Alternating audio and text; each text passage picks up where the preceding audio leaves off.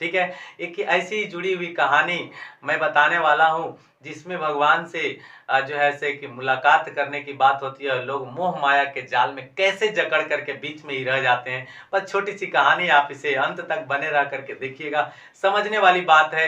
यहाँ से बहुत बड़ा एक आपको क्या बोलते हैं प्लस पॉइंट मिलेगा, आपको एक बहुत बड़ी मोटिवेशन मिलेगी और एक जो बाउंस बैक कहते हैं ना, जब हम गड़बड़ा जाते हैं, अकबका जाते हैं, किसी चीज में हम फंस जाते हैं, अटक जाते हैं, आखिर कारण क्या होता है इस कहानी में पूरी तरह से स्पष्ट है, समझिएगा ध्यान से।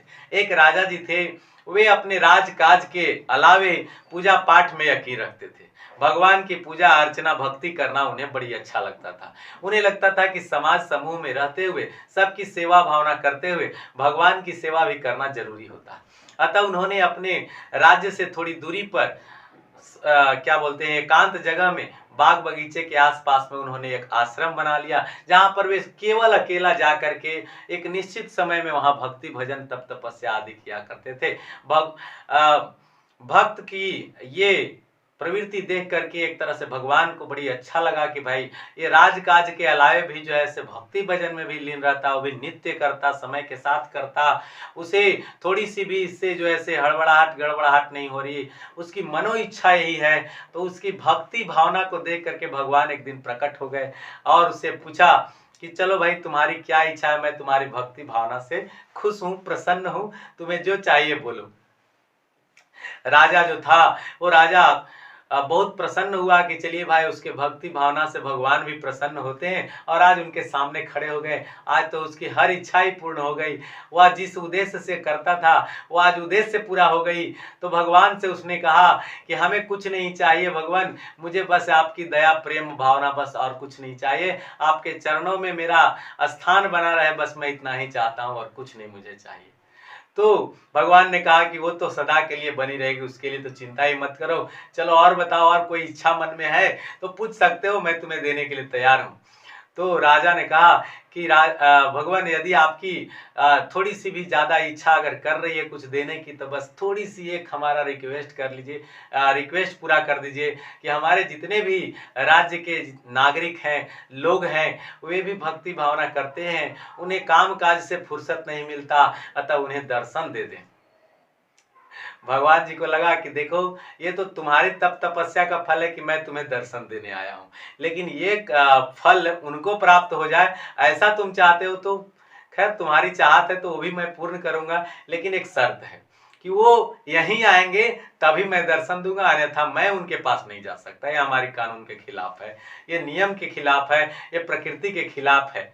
ठीक है, तो राजा रेडी हो गए कि भाई चलिए यहीं पर ही सही, लेकिन सारे लोग को दर्शन तो हो जाएगी, भगवान से भेंट तो हो जाएगा पूरे नागरिकों को। तो वह खुश हो जाता है और अगले दिन डेट समय ले लेते हैं कि कल इसी टाइम में 10 बजे के आसपास मैं यहाँ आ जाऊंगा, आप अपने नागरिकों को लेकर के आइए, सबको दर्शन कर लेंगे। ठीक है, राजा घर पे जाते हैं, अपने राज्य में जाकर ढिंढोरा पिटा देते हैं, डुग्गी पिटा देते हैं, ढोल पिटवा देते हैं, चारों बगल खूब समाचार कस के दिला देते हैं कि राजा की जो है से आज्ञा है कि वो सब के सब राजभवन में जल्दी से उपस्थित हो, एक बहुत इमरजेंसी बहुत जरूरी काम पड़ी है। सब लोग आते हैं, तुरंत आ जाते हैं, बताते हैं राजा कि भगवान से मिलने के लिए चलना है और इस समय में अमुक दिन पर पहुंच जाना है। ठीक है, तो सभी लोग की बड़ी इच्छा होती है कि अरे बाबू भगवान से भेंट होना है, हम भी भगवान देखेंगे, हम भी भगवान जी को देखेंगे, हम भी भगवान जी को देखेंगे। सबने खूब जो है से खूब उल्सा से खूब इच्छा शक्ति से जो है से ये सब यत्न किया, मतलब इच्छा शक्ति प्रकट करी, इच्छा अपनी अपनी प्रकट करी। और सभी लोग कहे कि भैया चलिए ना, भैया चलिए ना भाई, बोले कि सुबह होगी तो चला जाएगा, बहुत ज्यादा दूरी तो जाना नहीं है। तो सुबह हुआ और सभी लोग निकल पड़े, पूरा राज्य समझिए कि निकल गया, हजारों लाखों की भीड़ हो गई और सभी लोग निकल पड़े एक रास्ते में और भगवान के दर्शन करने के लिए। ठीक है, अब भगवान की माया जो थे वो माया रास्ते में बिछ गई। माया के रूप में भगवान ने क्या किया कि रास्ते में बहुत ढेर, एकदम पैसे का ढेर जो है से एक दे दिया। अब जो जनता था, नागरिक था, वो सामान्य थे, उनको तो भाई पैसा पैसा से, धन संपत्ति से लोभ मोह तो रहता ही था। उन्होंने पैसा इतना सारा ढेर लगा हुआ देखा, वह खुद पड़े पैसा उठाने के लिए। जिनके पास जो भी था, गमछी था, रुमाल था, जो भी था, जिनके पास जैसी भी सामग्रियां थी ले जाने लायक, उसमें वो भरने लग गए। बस राजा को तो कोई सुनता ही नहीं। बस सब लोग को लगा कि इतना पैसा मिला है कहाँ, जिंदगी में हम लोग पैसा ही कितना कमाए हैं, आज सब लेकर के चलते हैं, आज तो फ्री ऑफ कॉस्ट मिल रहा है। तो आधी जनता समझिए कि उसी में लगी रह गई और वहां से निकल नहीं पाए। फिर कुछ दूर तक वहां से कुछ लोग निकले कि चलो भाई, हमें भगवान का दर्शन करना है, पैसा में क्या बजना है, भगवान बहुत बड़ी चीज है, वो तो सबसे अनमोल रत्न है। किसी को दिमाग में थी, तो लगभग आधा सुधा लोग वहां से निकले और आधा सुधा उसी में पहाड़ में लगे रहे। लोग निकाल निकाल करके अपने घरे ले जाने की तैयारी में करने लगे। कुछ लोग कहे कि भगवान जी को कहिएगा कि कल हम लोग दर्शन देंगे, हम लोग कल आएंगे, वो कल आएंगे तो बढ़िया रहेगा, आज तो फुर्सत नहीं है, मौका ही नहीं। सोच करके देखिए, ऐसा हो सकता है स्थिति। फिर क्या होता है कि आगे बढ़ते हैं तो सोने चांदी से एकदम भरा हुआ जो ढेर रहता है, एकदम बहुत सारा, बहुत ऊंचा। और जो लोग मैंने आधा सुधा वहां से पैसा छोड़ करके यहाँ आए रहते हैं, उनको सोना चांदी जब दिखता है तो उनका मन ललच जाता है और लगता है कि ढेर सारा यहाँ पर पड़ा हुआ है, क्यों नहीं ले चले भाई, सारा दुख दूर हो जाएगा, बहुत गरीबी में जीते हैं, ये सारी चीजें ले जा करके अपने बाल बच्चों, पत्नी आदि सबको देंगे, घर द्वार बड़ा बड़ा महल उठा लेंगे। सबको लालच बढ़ने लगा, तो आधा सुधा उसमें भी लोग लग गए और उस काम में जुटे रहे।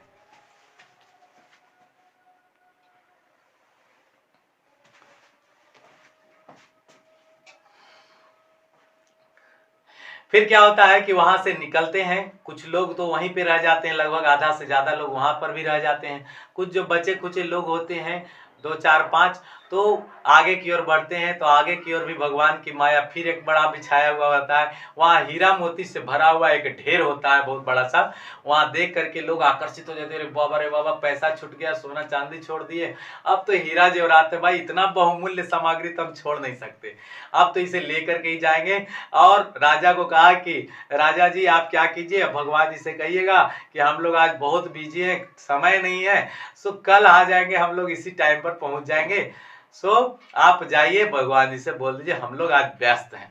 ठीक है, तो सभी लोग जो है हीरा मोती से हीरा मोती में जो है जकड़ गए। वो लोग अपने झोला बोड़ा जो भी था उसमें ले करके अपने कंधे पर, माथे पर, जैसे भी जिसको बन रहा था, एक बार दो बार 10 बार दौड़ के भाग के कैसे भी ले जाने के चक्कर में पड़े हुए थे। अर्थात ये सभी जो मोह माया का जाल था उसमें अधिकतर लोग जकड़ गए।